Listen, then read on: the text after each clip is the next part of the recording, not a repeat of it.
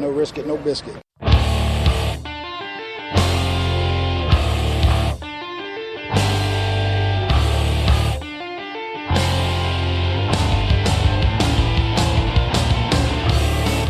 Arizona Cardinals fans, do you see red? Are you part of the Red Sea? Then you are listening to the show for you. A podcast for Cardinals fans, by Cardinals fans, with outsider and insider perspectives. It's time to rise up and see red. Hello, Arizona Cardinals fans, and welcome to the latest edition of the Rise Up See Red podcast. It's been a couple of weeks. I'm your host, Jess Root from CardsWire.com, the USA Today NFL Wire site, covering the Arizona Cardinals. And my co-host is Seth Cox from RevengeOfTheBirds.com, NFL site for the Arizona Cardinals. It's their team site. And he also is host of the NFL Draft Breakdown podcast. And Seth, we are finally here because this is our training camp preview show. And how excited are you for real fake football? It's going to be exciting. I mean, we're finally, like you said, we're finally here. The dregs of the off season are done. Thank goodness. We can start talking about, guys running 40 or running at camp and who looks good in shorts that gets cut a couple weeks later. It's going to be really, the first week of camp is always, all you're hoping for is just no injuries. But there are some actual intriguing questions heading into this season for the Cardinals. So maybe there's some intrigue heading into camp. But for the most part, you and I were talking about before the show. This is a fairly set roster with fairly defined roles. So this isn't the intrigue is this a good team? And that's the biggest question. There's not much. Really over the last, it's been 3 weeks since we last had a show. Nothing has happened. There's been the typical off-season stuff that's not really nothing meaningful. Bruce Arians had his book come out, The Quarterback Whisperer, with the work with Lars Anderson. We're not going to really go in depth to that, but there were some interesting things that he talked about there. Some revealing things about his health and some whatnot. But that's about wraps that up, and we are ready to talk about training camp and actual battles and roster stuff. And so this is what we've got on tap for this show. What are the questions entering camp for the Cardinals? Seth and I have each come up with four questions about the team, and we'll discuss those. We're going to talk about our players to watch. Each of us has picked 5 players that we want to see this for whatever reason. We're going to talk about some of the intriguing position battles. And we're going to talk about some of the perhaps, every year, it happens every year, there are some undrafted players that steal the hearts of the fans and the coaching staff, and they don't necessarily become anything. But who could be those players this camp? And, then we're going to kind of wrap it up with any predictions and surprises that we expect to see over camp. And so that's what we're going to start up. We're going to go ahead and get this started. There's not much else to delay. So let's go ahead and get started with the questions entering camp. Hey, sports fans, football season's here, and it's time to get in on the action with MyBookie. MyBookie is the industry-leading sports betting website that offers real Vegas odds on football, baseball, and all your favorite sporting events. You can take a side, the total, or even fantasy points props. MyBookie lets you bet online and win big. Did the game already kick off? Don't sweat it. MyBookie has in-game live betting on every major league and event, even esports. There's no better time to join MyBookie than today. Go to MyBookie to open an account and start winning. Use promo code CHAMPION when you register for your account and get a 100% sign-up bonus up to $1,000 on your first deposit. Bet today. Visit MyBookie's website or call 844-866-2387. That's 844-866-2387. Check them out today and use promo code CHAMPION for a 100% bonus.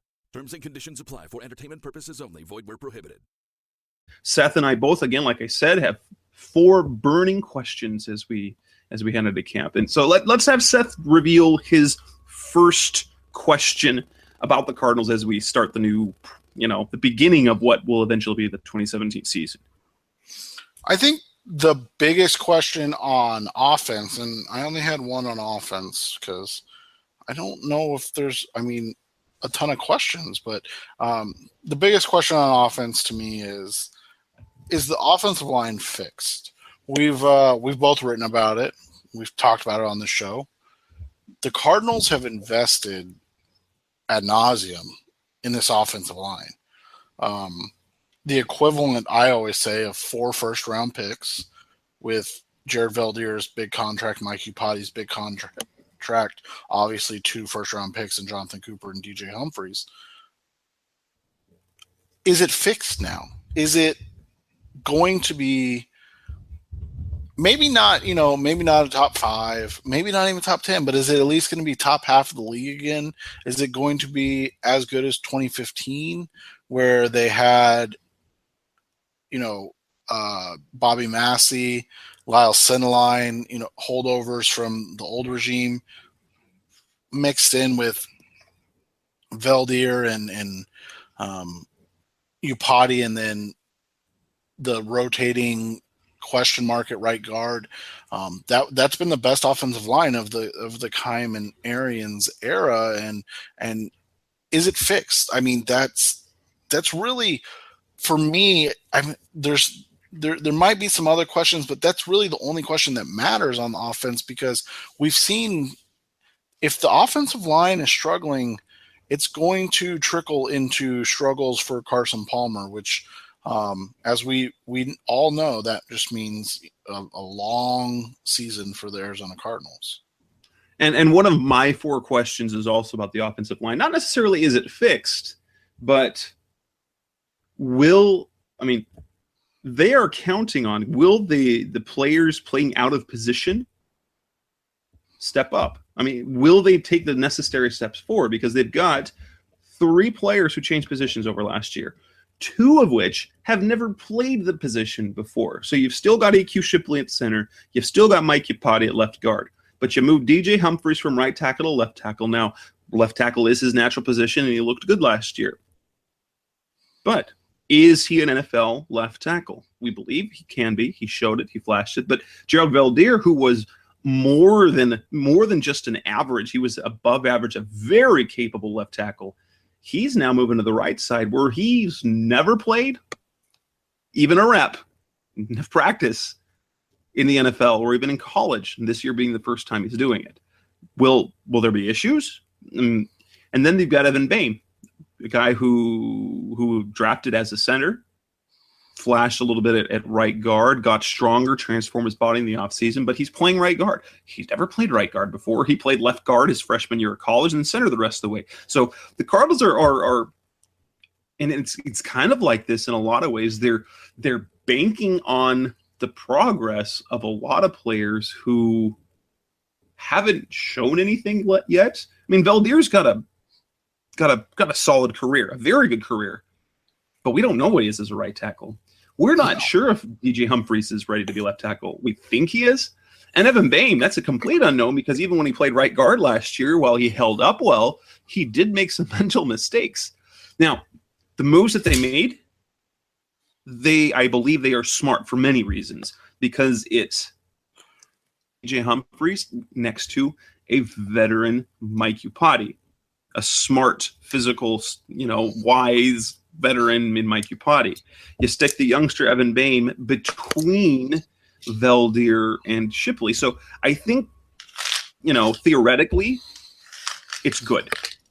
But it could be really bad. Now, obviously, it can't be much worse than it was last year, as they started 3 left tackles, 2 left guards, 5 right guards, and I think 3 right tackles last year, which was incredibly, and 4 left tackles, I think. Yeah, because they started Humphries, Watford, I can't remember if Wetzel started any games at right tackle. He might not have, so maybe only 3, and Ulrich John. So, except for center, and in 3 of the positions, they had at least 3 players playing the position. So, in terms of stability, can they be healthy, and will they perform at the expected levels. What's your next question? The next question is, I think the biggest one from the off season, and that is, how do they replace Calais Campbell on the defensive line? I wrote about it a little bit today. I think the hope, the goal is 60% of, the snaps and the talent or stats, or, however you want to delineate it, comes from Robert Kimdiche. And then you're hopeful that Josh Morrow and Olsen Pierre and, Ed Stinson, Xavier Williams, all of these other guys can make up that other, maybe 30 to 40%. And, if you get 90% of Calais Campbell from 2 or 3 guys, I think then you're in a good spot. But I really think it all rests on Kimdiche. And if you can get, 60% of Calais Campbell out of Robert Kimdiche in his, what will be basically his first year playing, I think you're in a good spot. But that's a huge question mark going in. My second question is dealing with the health and physicality of training camp in the preseason. Last year, we recall, and Bruce Arians lamented it after the season, where he lamented the physicality or the lack of physicality, how he was just trying to get through camp healthy for his veterans. And it bit him in the butt the first month of the season, as they just weren't, after losing that game in New England, they just, they get punched in the mouth in Buffalo and couldn't handle it. They got punched in the mouth against the Rams and couldn't handle it. They weren't physical enough. And will they stay healthy? I was talking to you off the air, and I've cited this stat basically over the last several years, is that the Cardinals in training camp in the preseason have been plagued, and you probably can do this for almost any NFL team, but they have lost a possible starter for the season in each of the last 6 years, dating back to 2011. In 2011, it was Greg Toller, cornerback. He was going to be the starter there. And plus, he had lost Ryan Williams, the third-round pick, second-round pick running back, who just flamed out, just never got right. And he wasn't going to be a starter, but he was going to be a consistent contributor. 2012 was Levi Brown, and then that, who knew how important Levi Brown was, and when you don't have Levi Brown anymore, and then you're left with everyone else. 2013, it was Jonathan Cooper. 2014, Darnell Dockett. 2015, it was Corey Peters. Now, last year, it's a little bit of a stretch, but if you're looking at who they lost for this season, you look at Mike Jenkins. He was a little bit of an unknown. He was a late camp signing. When it was evident that Justin Bethel wasn't going to be able to be the guy, Mike Jenkins looked like he was set to be the starter. Brandon Williams ended up being it, and Marcus Cooper took over. But Mike Jenkins was the guy they brought in. He had the pedigree, and he looked good. But then he got hurt twice. Broke his arm, broke his wrist or whatever, and then tore his ACL, and that. So they've lost basically a starter every single camp. And can they avoid that this year? And how physical will they be? Because Arians promised all offseason after last season ended that training camp would be much more physical. He's been talking more about smarts and playing smarter in critical situations, but I think we want to see a much tougher camp. Not so much the camp cupcake he likes talking about, but making those guys work, making those guys hit so that they are ready when the lights come on in week 1. Yeah, I want to see, what the physicality is of this team this year.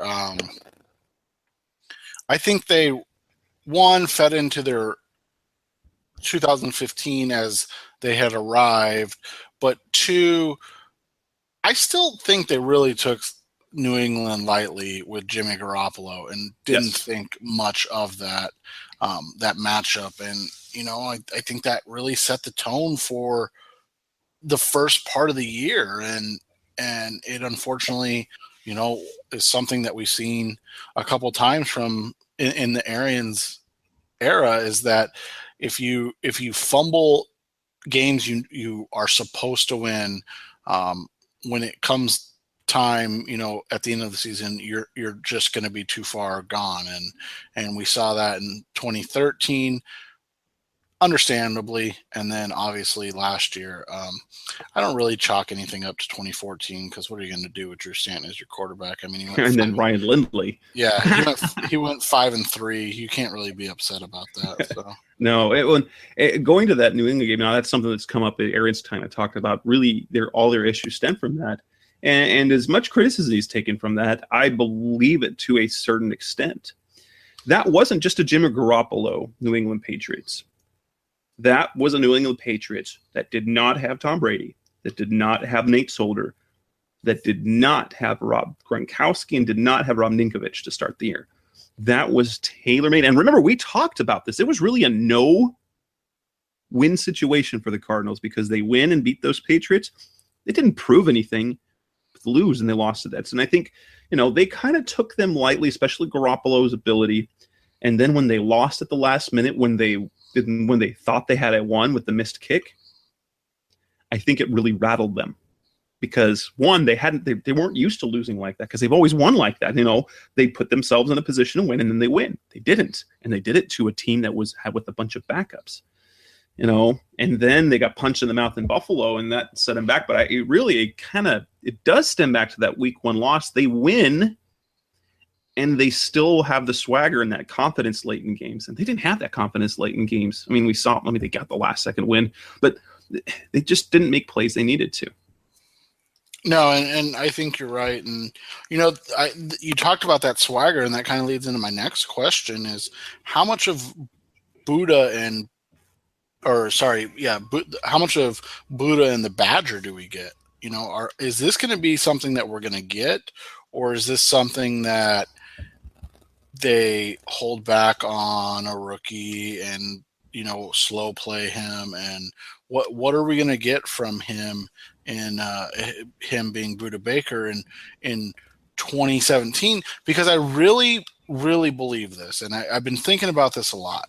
I really think the addition of Buda Baker can allow the Cardinals to lessen the burden of Tyrann Mathieu and allow Mathieu to play, maybe not have to fill as many roles, and in turn be healthier and be more productive. And I don't think we've seen that from him yet. And I really do think that is something that could, be a positive, but they have to believe in Baker and what he is and what he can do for them.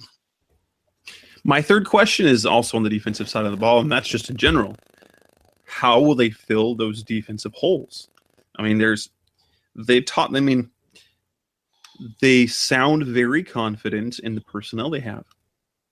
But we cannot deny the amount of talent that they lost. They lost Calais Campbell. They lost Tony Jefferson. They lost Marcus Cooper. They lost Kevin Minter. They lost DJ Swearinger. That's a whole bunch of contributors. And so this defense is really remade. Now, the move to Carlos Danzy, I'm not particularly worried about, as long as he doesn't suddenly age suddenly. It hasn't been old yet in terms of his play. The defensive line is a question. They don't need one person to step up, but if they can get the same type of production from a group of people, then we're in good shape, but we don't know that. The cornerback position, not that Marcus Cooper was great. Yes, he's a Pro Bowl alternate, as Bruce Arians like to point out, and he did get himself a nice contract. The cornerback position is still a question mark, even though it looks like it's going to be Justin Bethel. But there is really no Cardinal fan that trusts Bethel at this point. And will be quick to turn on like every single second quarterback that the Cardinals have had since Patrick Peterson came into the league. They've hated them all. Every single one of them constantly. You look at the safeties, they really made, they got Antoine Bethea, Tyvon Branch comes back, does he play? Tyrann Mathieu, is he healthy? I mean, there's a lot of holes it was a statistically very good defense, but it wasn't a great defense because of mistakes. I mean, you look at the numbers, that defense a year ago, you can look at the numbers and you could either look at them as a fraud or as promising? Because you look at their statistical ranking and the number 2 overall in total defense, but then the middle of the pack in points. So you can look, even with the Tyrann Mathieu that's basically was useless last year, they still had a number 2 defense and they didn't have any playmaking from him. But then you look at the number 2 defense, but they were really a bad defense because they gave up so many points. And so my question is, can they fill those defensive holes? And that includes the injury to Daniel Buchanan. Can Hassan Reddick fill in? And I think all those questions are fair. And, kind of hinting at what I wrote for tomorrow for my defensive back preview, the secondary is Patrick Peterson and a bunch of question marks. I mean, we know there's talent. We know Tyrann Mathieu's talented. We know that Antoine Bethea has been a nice player in his career. We know that Tyvon Branch can flash productivity. We know that Budda Baker is a very highly thought of prospect. We know Justin Bethel and Brandon Williams are elite level athletes, even on the same level as Patrick Peterson. But we don't know if any of them are actually good, because none of them have, in Tyrann Mathieu and Tyvon Branch case, they've never been healthy, literally never. I mean, they've had healthy spurts in a season, but I don't think either of them have made it through a full season as a starter healthy. Antoine Bethea is 33. How good is he going to be at 33? All of a sudden you have a 35-year-old inside linebacker and a 33-year-old strong safety. So all of a sudden you've gotten really old in 2 positions you were actually fairly young in. And then I talked about the Baker and Badger question, and I think that's, I think all of that is completely 100% fair, and you have to ask that question, because we just don't know who or what they are yet as a defense. We know that on paper there is loads of talent, but does that talent produce on game day, and how much does it produce, and are we able to see the growth of this team into a kind of a Seahawks Ravens-esque team that is known for being a defensive giant? Well, what's your final question for your 4th and final one for the Cardinals entering camp? They spent an asinine amount of money on a kicker. And that's not to say I disagree with it. I'm just saying, when you look at the contract, it's a lot of money for a kicker. So does that mean special teams are fixed? That what does that exactly mean for the special teams? They still have 2 pretty much unknowns at punter. So what are we getting with special teams, and how do we know whether or not these guys are going to answer the bell? I like Aaron Brewer as the long snapper, and I do like the Phil Dawson signing, but what do we know about Matt Weil and Richie Leone, other than, as you like to say, have never won a punting competition in the NFL? And my final question is simply this: has the window closed? I mean, you've got an aging Bruce Arians at coach who's had health issues. You have an aging Carson Palmer who could not stay, who had a solid season statistically, but wasn't the same quarterback he was a year ago. I mean, he's now at a point in his career where the Cardinals are limiting his work. Larry Fitzgerald, can he keep producing at, he's 109, 107 reception. How many more seasons of that does he have?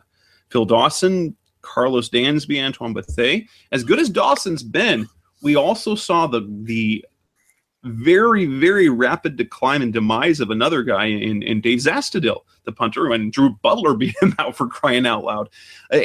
With those guys, it goes away quick. He's been consistent, but has the window closed, and did they waste their opportunity? Because they were in perfect position in 2014, followed that up in 2015. Last year was a disaster. Do they have anything left is my final question. And so, or is the window closed and we're just now entering the fight for competitiveness as opposed to a fight for winning it all? I think that's a fair question, and I don't know the answer because they've basically done on defense what you would have expected them to do on offense,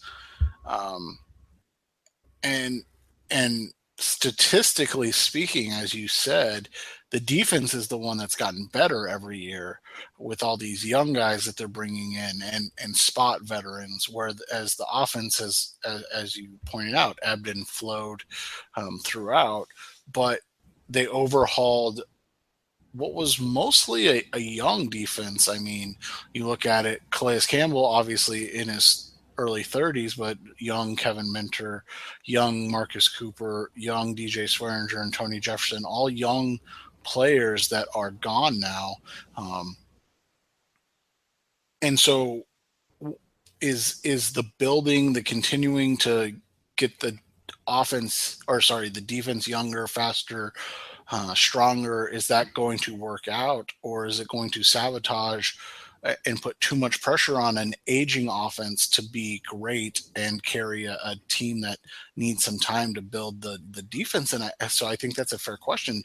Did the window close? And if so, did it close in 2015 and, nobody got the memo? All right, and that'll wrap up the segment that we have on questions. Coming up next on Rise Up See Red, we're going to talk about players that we're watching. That's coming up next on the Rise Up See Red podcast. We're back on Rise Up See Red, and continuing with our training camp preview, let's look at the players that we're watching. I wrote a piece on Wednesday about 7 Cardinals to watch in training camp. Seth has picked 5. It's 6 actually, and I'll pick my 5 out of those 7 that in particular that I'm most intrigued about. My number 1 player to watch this offseason, this camp, actually, call me crazy, I am most intrigued about quarterback Blaine Gabbert. Call me crazy. For me, I'm really interested because of the reading between the lines, just the little snippets we keep hearing about Gabbert and the comments that people are making within the organization tell me that while, yes, this year he's a throwaway guy, it's a throwaway contract to put it the number 3. But these guys that within the organization, team president Michael Bidwill said it. Offensive coordinator Harold Goodman talked about it, about the future with Blaine Gabbert, the weapons that he has for the future. Bruce Arians sees it as well. They really think that he could be in the mix in 2018. Carson Palmer's gone. We might be looking at Blaine Gabbert as a possibility for starting quarterback, which means, considering as bad as he's been, and you talked about it in one of our last shows, you talked to me about this off the air, that his game tape is, horrific, scary. Like, you're watching him, you're like, how are you even in the NFL when there's clearly ability in there? So he's my first player to watch because I think he's a lock for the roster unless he is absolutely terrible. And if he's not absolutely terrible, I want to see what they have. Is he salvageable? Is he really broken? Or is Bruce Arians going to work one more bit of magic on a highly touted quarterback coming out of college?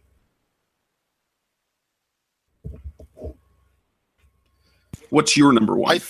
Well, real quick on Gabbert, I think he is probably the most intriguing because, as I wrote about, there's nothing better or more important in the NFL than a cheap quarterback contract. And let's just play hypotheticals here and say he plays well in the preseason and earns a roster spot. And then in the offseason of 2018, 2018 offseason, we fast forward, and the Cardinals, after winning the Super Bowl, are going to go to, Blaine Gabbert and say, we want to extend you, we want to bring you back. Well, you look at contracts around the league, and you're going to be right around $5 million a year for a guy that's a guy like Gabbert, a guy like Drew Stanton, who are backup quarterbacks that are going to get a chance. So can you get him on a 3-year, $15 million deal? I mean, it sounds asinine. They're really going to pay Blaine Gabbert 3 years, $15 million. But if they truly believe that he can be the next guy, that's a contract you have to offer and hope he takes. And if he takes it and he turns out to be, a top 20 quarterback, and I know there's only 32, but a top 20 quarterback in the NFL, all of a sudden you're staring at a guy that gives you a chance to make the playoffs. Maybe you're not a Super Bowl team, but maybe you're a continual playoff team. And as an Arizona Cardinal fan, that's not something that we are used to. So if you're able to do that and really kind of build the team around him, maybe that is a positive. Now, all that being said, I don't know if any of that happens, but it would be fantastic. My first, kind of intrigue is a duo, and it's the right guard position. Are we going to get Evan Boehm? Are we going to get Cole Toner? Who wins that job? Who takes that job, and who becomes the right guard? They spent money, not much, on Evan Mathis last year. It didn't work out. So now they're going the young cheap route and see what they get. I'm intrigued. I want to see these guys compete, and I want to see one of them, kind of grab the bull by the horns and be the guy on this roster that, helps propel this offensive line to the next level. And for me, my number two guy is cornerback Justin Bethel. You've probably heard me say here on this show many times over the last while is that, I haven't given up on Justin Bethel. I know most of the fan base does not trust him. Entering the offseason, I believed all along that it was going to be Bethel and Williams, and probably Bethel winning the starting job, but simply because he's healthy. There is something to the health issue, but I am watching him with intrigue this training camp because he's healthy. One, does he stay healthy? And number two, what does he show as a cornerback? Because he flashed late last year in the nickel, but he's not going to be playing that. That's not his position. But on the outside, can he hold up and be at least as effective as Marcus Cooper? Because Marcus Cooper, even though he's a Pro Bowl alternate, definitely had his moments of not being good. So if Bethel can be a decent cornerback, that's one of the things I want to see. And I have Bethel and Williams, so again, kind of cheating, but that cornerback 2 position, does somebody actually want it this year, or does somebody given the position again, and we kind of, let's see what happens. I want to see what happens. I want somebody to grab that position. If it's Bethel, that's slightly unfortunate because he's a free agent at the end of the year, but maybe that gives Brandon Williams one more year to develop, and then they get 2 solid years out of Brandon Williams. But you want to see one of these guys, take this job and make it theirs. Who's your number 3? My number 3 is Troy Nicholas, and everybody might say, well, this is stupid. But the Cardinals tight end depth chart after Jermaine Gresham is basically a dumpster fire at this point. Troy Nicholas is a bust in every sense of the word. Is it injury based? That's what I'm hoping, and not the fact that he just is not good, but he has been and he has been injured his entire career. Ifani Moma is another guy that's been injured basically every year, and he doesn't exactly inspire confidence. He's a nice receiving kind of tight end, but he's not really a guy that you make as your tight end. Two in an offense. Hakeem Vallis is kind of the opposite. He's not a bad blocker, but he's definitely not a guy you want to run out there to catch passes. And then Ricky Sills-Jones is a guy that's transitioning from wide receiver to tight end. And then you have the funny moment 2.0. Right. And then you have Steven Robleski, who, maybe he's the intriguing one. Maybe he's the guy, but my point why I listed all those names is because you want Troy Nicholas to win this job, because it would be great to be able to have two tight ends that can do the same thing, that are interchangeable, that, okay, Jermaine Gresham's lined up on the right, Troy Nicholas is lined up on the left. You can send either out into a route.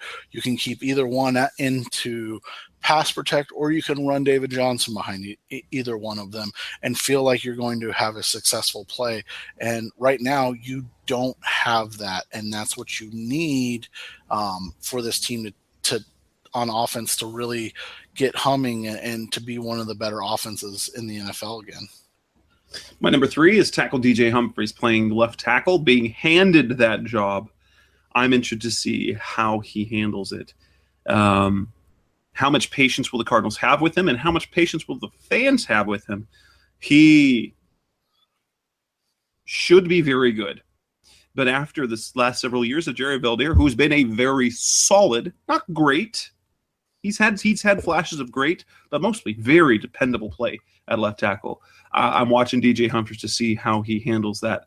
Is he now going to take hold of the leadership that comes with playing left tackle, and can he be as nasty as we know he can be? That's my number 3. And I think that's fair. I just think that we saw for 3 games a glimpse of a guy that can be a top 10 left tackle in the NFL, and that's probably Lomas Brown territory at that point as the best left tackle for the Arizona Cardinals. Lewis Sharp was really good, but there's some other things involved in that. But yes, when you look at it, can Humphries be the best left tackle in the Arizona portion of the Cardinals history? Because it's not exactly a teaming with talent, and so you would hope that he grabs that mantle and really takes it on. Is that unfair to him? I don't know. Is it unfair to hope he has a Lomas Brown like career? Is that really that high of expectations? What about your number 4? I talked about him earlier, but I got to stay with it. Robert Nkemdiche. He has to be a force this year. Like I said, I don't need him to be a force for the same 998 snaps or whatever Calais Campbell was a force for. But if you give me 650 snaps, holy cow, and you're productive in those 650, I think that gives you hope moving forward, that you're not rebuilding, but you just retooled, and now you have a young player for the next 6 to 8 years to fill that role. My number 4 is receiver John Brown, who last year was a down year, and we're not going to put that on him, but he was concussed early. He had sickle cell trait. He apparently had a cyst on his spine that had to be drained. That was probably the issue of a lot of his leg issues, his leg burning. Every bit as much as the Cardinals need Robert Nkemdiche to dominate, they need John Brown to do the same, because they need that speed. Michael Floyd wasn't in last year. John Brown wasn't in last year. But with John Brown as a threat down the field making plays in 2015, that offense was special. They absolutely need production from Brown to be able to be more than just a sometimes strong offense that sputters. They need him to be consistent to be great. And my final is Hassan Reddick. I'm watching him for a couple of reasons. One, in the preseason, he's going to be playing linebacker, that inside backer position in place of Dale Buchanan. I want to see how he does. I honestly don't want to see him play much in the regular season because I hope Dale Buchanan's back. So I'm watching him for that reason because they drafted him eventually we think, to eventually play inside backer. So hopefully I want to see him play. And then I want to see him in his original role for this year as a pass rusher. That burst off the ball, can he be disruptive as a pass rusher, and does he show a little bit of flash at linebacker? And my last guy is Antoine Bethea, and I talked about him earlier, but the Cardinals need, and they have produced safeties with little effort, it seems like, quality safety play, but the Cardinals need him to be good. They need him to be a player that is a leader and a tone setter on the defensive side of the ball. And can he do that? Can he be a guy that stays on the field? And that age and what he was in San Francisco. And I know that defense was awful, so it's really hard to bring him out and really separate his play because there's so little talent around him. But in the same way, he's filling in for, the Tony Jefferson and DJ Swearinger roles. Is he able to produce at the same level that those guys did who both, produced at very quality levels? It's going to be one to watch and one that I'm going to really focus on in camp is what does this guy have left in the tank? Because we're not just talking about 1 year, right? We're talking about multiple year contract. This wasn't Carlos Dansby where he just got 1 year. This is a guy that got a multi-year deal. So. And so that wraps up the 5 players each of us is watching for training camp this year. So coming up next on Rise Up See Red, we're going to talk about the intriguing what are the battles? What are the training camp battles that we are watching? And then we'll actually wrap that up as well because we're going to find out there's not a whole bunch of them in terms of big ones. Who are the undrafted? We'll go with that right now. So coming back on Rise Up See Red, we're going to talk about the position battles, roster battles, starting battles, whatever they are. That's coming up next on Rise Up Red. Back on Rise Up See Red, and now let's entering training camp. We've got some position battles. Not necessarily for starting jobs. There's really one on offense. There's really not much up for grabs unless you're talking about what is wide receiver 3, maybe between Jaron Brown and JJ Nelson. And other than that, on the offensive side of the ball, there's nothing in terms of starting, right? No, no, there's nothing. I think we're going to find a right guard battle, but it's just going to be kind of blasé.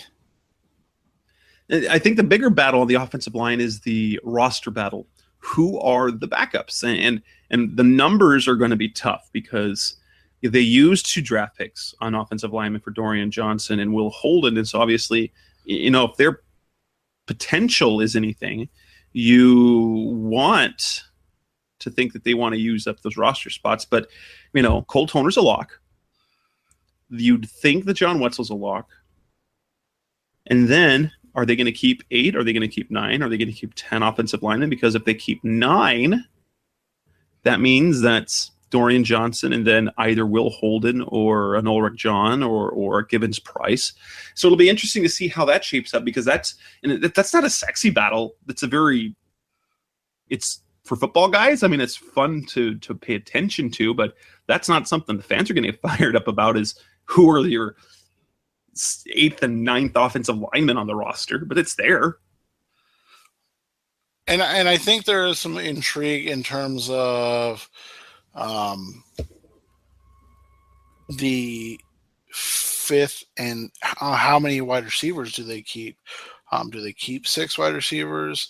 So you look at it, you figure relative locks as Fitz, John Brown, J.J. Nelson, and Chad Williams. So if they keep 5, then that's a lot of guys for that last spot. If they keep 6, I think we could probably pencil in Jerron Brown, and then you have one more spot. Does it go to a veteran like Britton Golden? Does it go to a guy like Krishan Hogan, who played at a small school, had a massive growth spurt, and became this monster player at a small school? Is it go to a guy like Marquise Bundy, who they kept around after a off-field incident that was really nothing, but it was still an off-field incident for a guy that is basically a replaceable person on the roster? At least that's what we thought. Larry Clark, there's all these guys that are really just guys, but how many people do they keep? And if they keep 5, it feels like the 5, maybe one guy can overcome Jerron Brown. Although no one's done it right. since he came into the league. He's coming off an ACL, which makes it slightly different. But I'm with you. Nobody's done it. But, there's really no intrigue on the offense outside of, to me, that right guard position and what happens there. I think the Blaine Gabbert, it's not a battle. I mean, as much as some writers locally who believe that there's a battle between Drew Stanton and Blaine Gabbert, there's no battle between Drew Stanton and Blaine Gabbert because the Cardinals believe they're a contending team.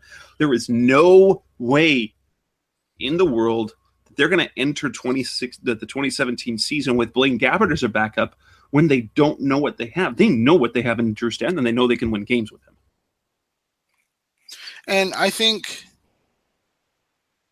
when you look at it, there is a battle, but it's just Blaine Gabbert versus himself. And, so far he's lost that battle every season. But I think that makes that fun roster. That's one of those things to write. Position battles. Blaine Gabbert versus himself. but I think you hope this is different. You hope that he shows something and it's not this dumpster fire of a preseason and then he's on the roster and you're like, really? Like, what did you see? He was awful, type thing. But I think he's going to get some run with the ones. It doesn't mean anything. It means that, as Jess just said, 1, they're giving Carson Palmer as many days off as possible, and 2, they know what they have in Drew Stanton. They don't need to get Drew Stanton a ton of run with the ones.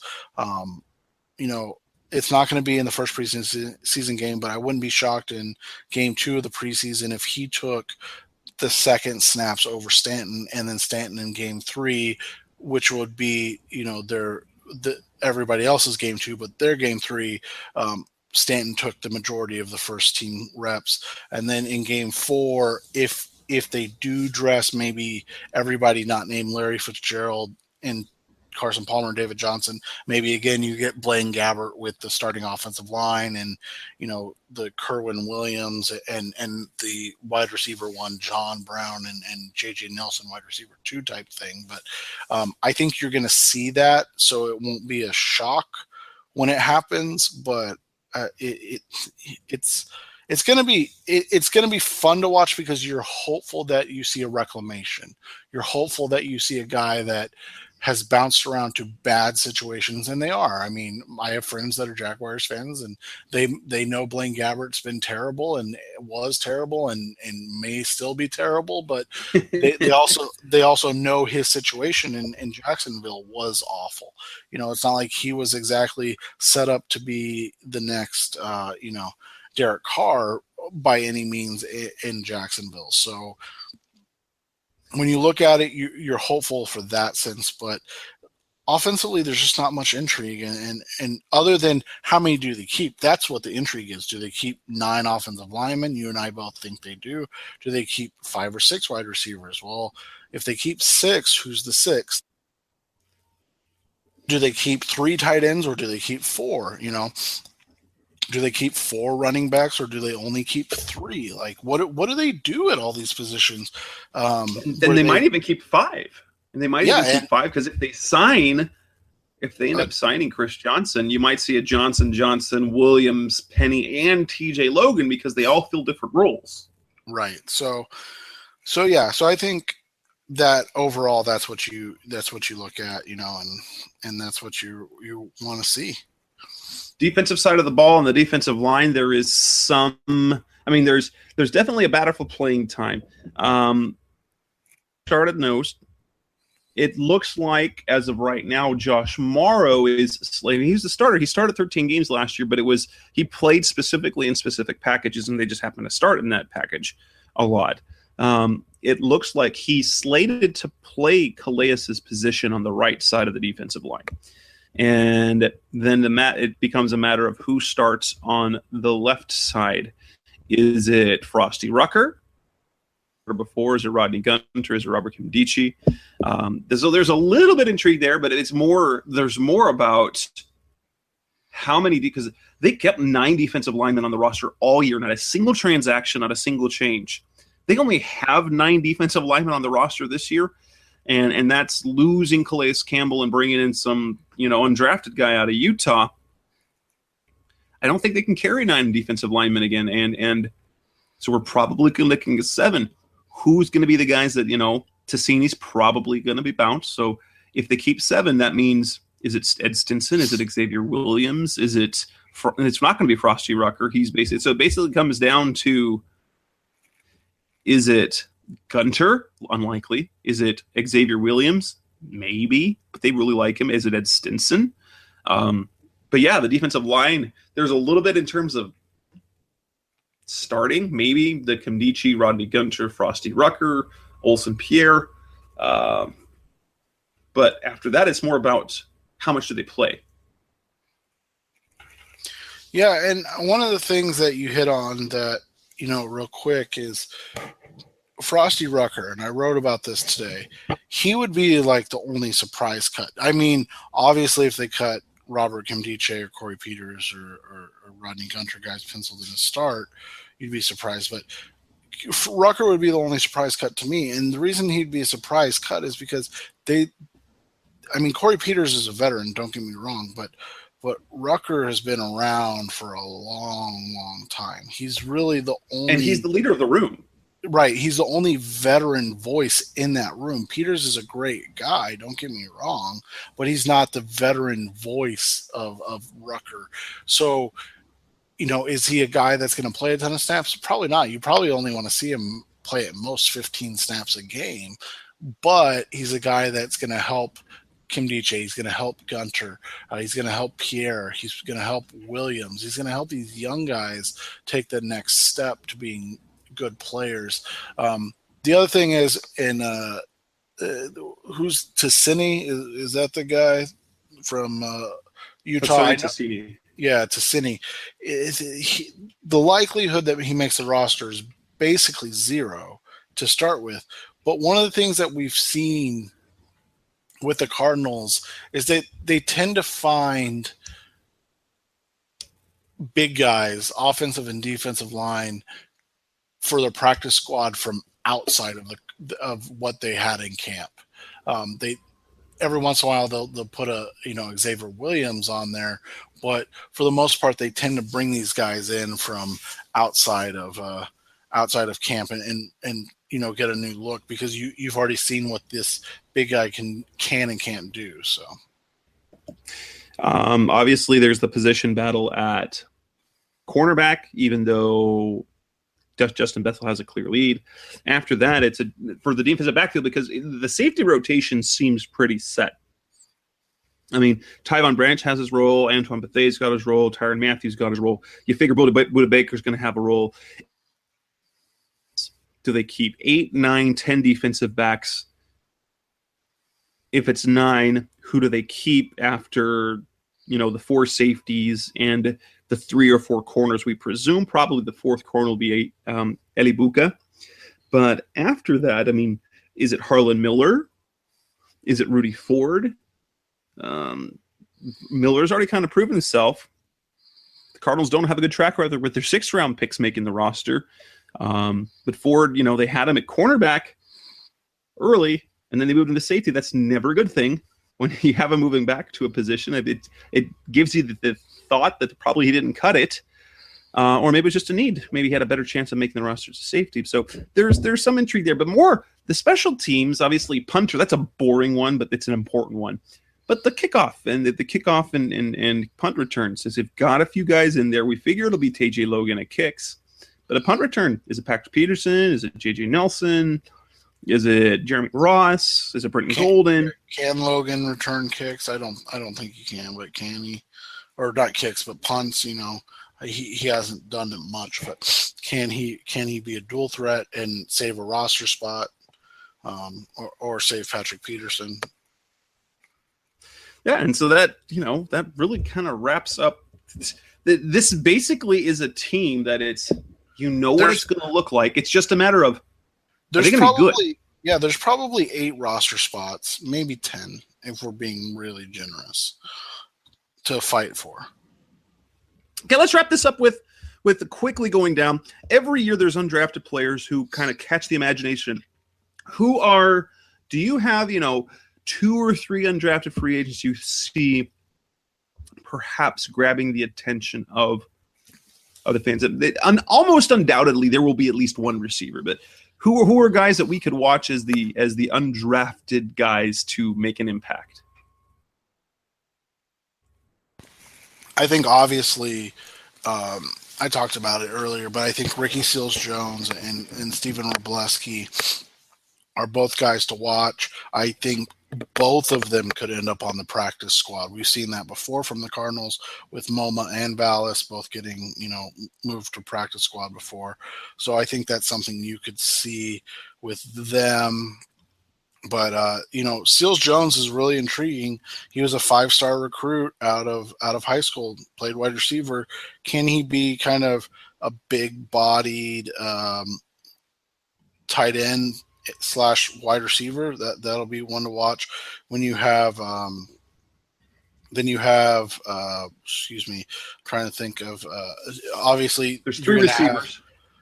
There's 3 receivers, but I think I wanted to mention Trevor Knight, because I think you're going to get a lot of intrigue with Knight because he is so athletic, and I think that's going to make a lot of people intrigued by what he is and what he can do as a player. I mean, how much did fans love Phillip Sims? Woo! That's right. And there's that too. Everybody loves the backup quarterback. Larry Clark, Krishan Hogan, and Carlton Aguadosi are 3 big-bodied wide receivers. If I had to put money on one guy making it out of here, it'd be Krishan Hogan. And a little insight into this: my cousin played football at Marion with Krishan, and basically, he told me their offense, anytime they got into the red zone, was get the ball to Krishan Hogan.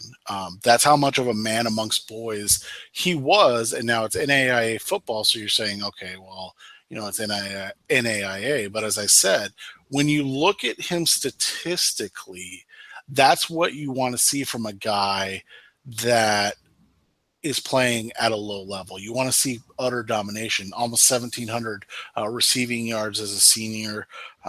He was a guy that they would move to the Wildcat formation to let him run the ball in because he was such a good athlete down there. So he's a guy to watch. Can he be the Michael Floyd replacement? The big-bodied, deep threat wide receiver that they are looking for, and I think it's obvious that they are. They didn't want to invest a draft pick in it, but they've got Larry Clark, who's a big guy. They've got Carlton Aguadosi, who's a big guy. They got Hogan, who's a big guy. They brought in Aaron Dobson, former 2nd-round pick of the Patriots, who's a big guy. So they want a guy that can be a jump ball receiver, 50-50 ball guy. They have Nelson and Brown. They don't need speed. What they need is, somebody that can box out and win 50-50 jump balls. And so if I had to pick one, it'd be Hogan. Offensive line, I hate saying this because you never know, but there's basically a 0% chance an undrafted free agent that's not John Wetzel makes the roster, right? Like, I mean, Right. maybe Ulrich John, maybe, and again, he was an undrafted free agent, but he's not an undrafted free agent this year. Like, there's no spot for the dude from Virginia Tech that weighs 289 pounds. Like, Yeah, John McLaughlin, Caleb Johnson, and the centers, Lucas Croyley. yeah, they're not making the roster. Now, again, maybe they like one of those guys enough to put them on the practice squad, but you got to remember, they have Evan Boehm. They've invested time in Cole Toner to be kind of the swingman everywhere guy. So do they need a guy in Crowley who's a pure center? Probably not. They have Will Holden. They have John Wetzel. Do they really need another undersized left tackle? Probably not. So, I don't.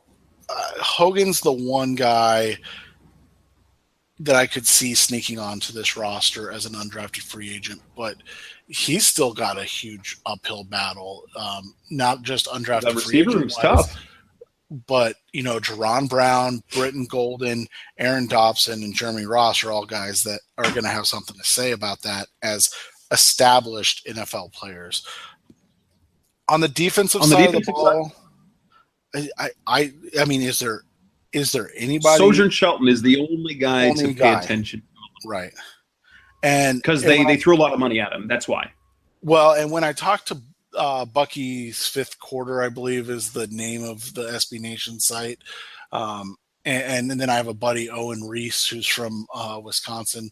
And so I talked to them both about Sojourn. One of the things that they raved about Shelton is what he does on specials.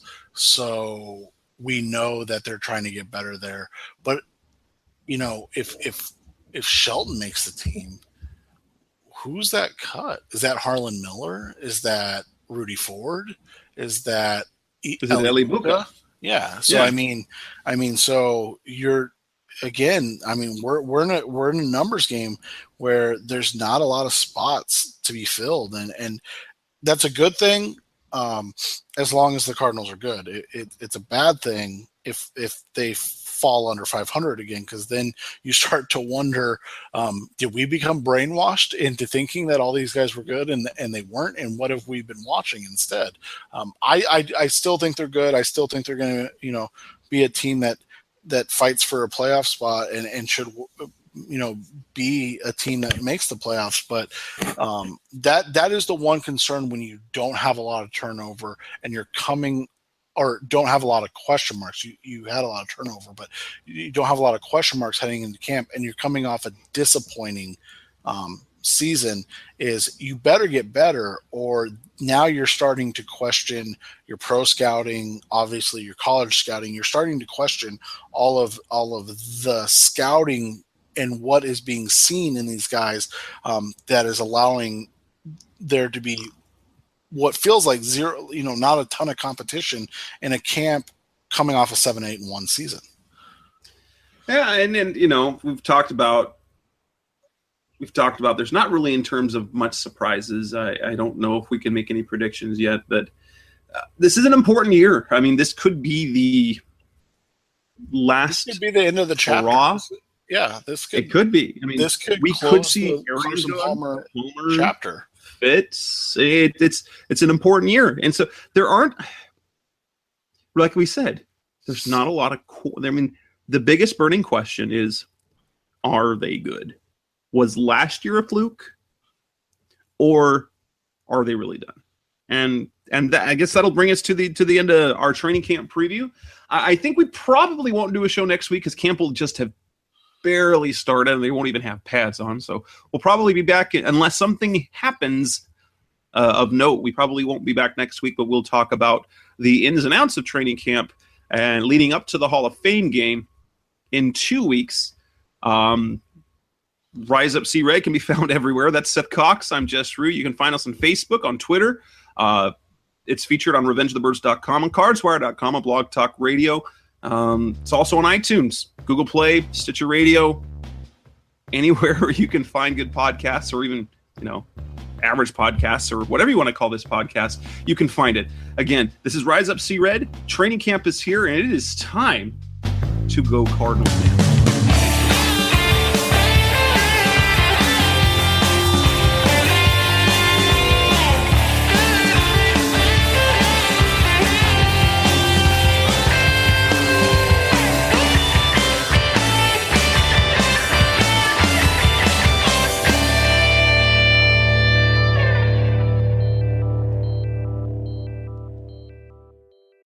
Hey, sports fans, football season's here, and it's time to get in on the action with MyBookie. MyBookie is the industry-leading sports betting website that offers real Vegas odds on football, baseball, and all your favorite sporting events. You can take a side, the total, or even fantasy points props. MyBookie lets you bet online and win big. Did the game already kick off? Don't sweat it. MyBookie has in-game live betting on every major league and event, even esports. There's no better time to join MyBookie than today. Go to MyBookie to open an account and start winning. Use promo code CHAMPION when you register for your account and get a 100% sign-up bonus up to $1,000 on your first deposit. Bet today. Visit MyBookie's website or call 844-866-2387. That's 844-866-2387. Check them out today and use promo code CHAMPION for a 100% bonus. Terms and conditions apply for entertainment purposes only. Void where prohibited.